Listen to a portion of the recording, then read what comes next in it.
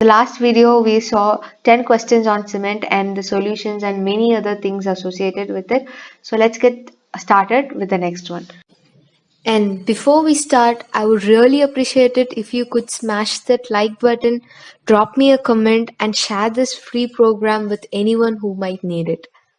So before testing the setting time of cement, one should test for what? One should test for consistency. We already saw for initial setting time, we will use 0.85 times the standard consistency. So this P, it is found out from consistency test only. Next, consider the following statements. Tests on cement paste to determine the initial and final setting time are done at normal consistency condition. This is wrong because just now we saw we will not use the normal consistency condition. We will use 0.85 times. So this is 0.85 times. So one is wrong. Therefore, I can omit anything that has 1, which leaves me with option C, which is 2 and 3. However, there is a mistake in this question. Low heat cement has high percentage of tricalcium aluminate. So I want to talk about Bogues compounds here. We have 4 Bogues compound. So these two, they are associated with setting of cement. These two, they are associated with strength of cement. 3S, it is associated with high early strength, and due to high early strength, it will produce high amount of heat.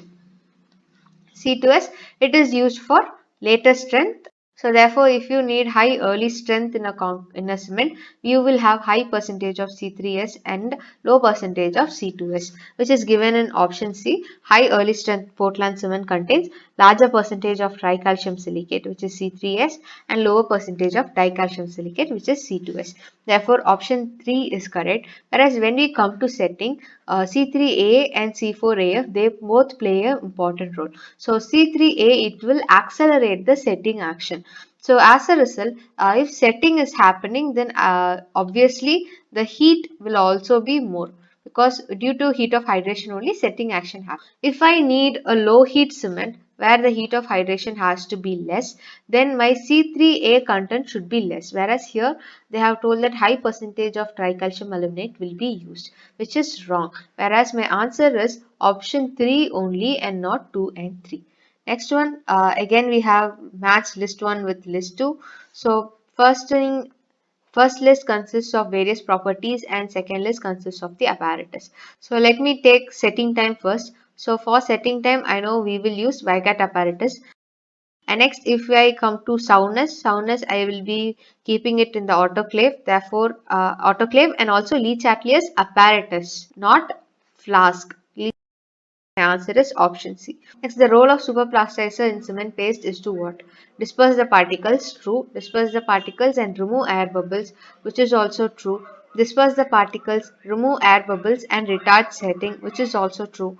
And retard setting, not just retarding setting, it has to disperse also. So the answer is option C. Next we have 3 oxides, and they have asked the current sequence in increasing order of their percentage in OPC. So in OPC we know that calcium will be high, followed by silica, followed by aluminum.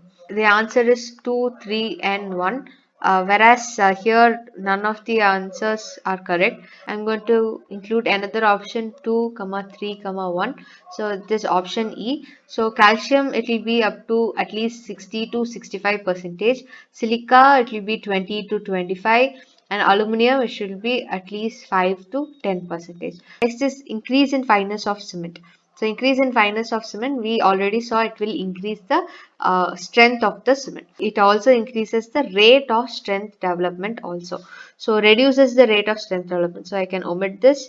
Here also they have given reduces. So I have only 2 options, option B and D. Increases the rate of strength development, increases the rate of strength development, and reduces the rate of deterioration, leads to higher shrinkage. So we know that higher the cement content and higher the fineness, higher will be the shrinkage. So my answer is option D, because it increases the rate of strength development and leads to high shrinkage. Next, again we have list 1 and list 2. The first one is types of cement and next one is their properties. So first let me take quick setting cement. So quick setting cement means it will not have any retarders in it. Retarders will not be present. So quick setting cement, what is my retarder? My retarder is gypsum. That is my commonly used retarder. Therefore, I can match C with 2. And I'll have this, and there we can see that D has 1, which means rapid hardening cement means high early strength. It is already known. So if we come to high alumina cement, then we can see that high alumina cement, it can take high temperatures, that is extreme conditions. Therefore, high alumina cement, I can say that it is associated with chemical factories and mines. Therefore, A should be associated with number 5. So B will also be omitted. The answer is option A. Next is fineness of cement is tested by what? We just saw in the previous video. It is by air permeability method. Next, the test of cement designed to accelerate the slaking process of the ingredient of cement and to determine the resulting expansion in short time is what? So, where we will find the expansion, in which type of test we will find expansion? It is Le-Chatelier's test. So, Le-Chatelier's test, it is found out to find the soundness of the cement. Therefore, it is soundness test. Next, consider the following statements. Addition of small quantity of slaked lime to Portland cement in cement mortar increases the plasticity of mortar. This is correct. Next, lightweight mortar is prepared by mixing cement and finely crushed fire bricks in water. So this is wrong because we need a lightweight mortar and it is done using crushed fire bricks. So bricks, when crushed into fine powder, they will also have the weight of almost equal to a normal M sand or river sand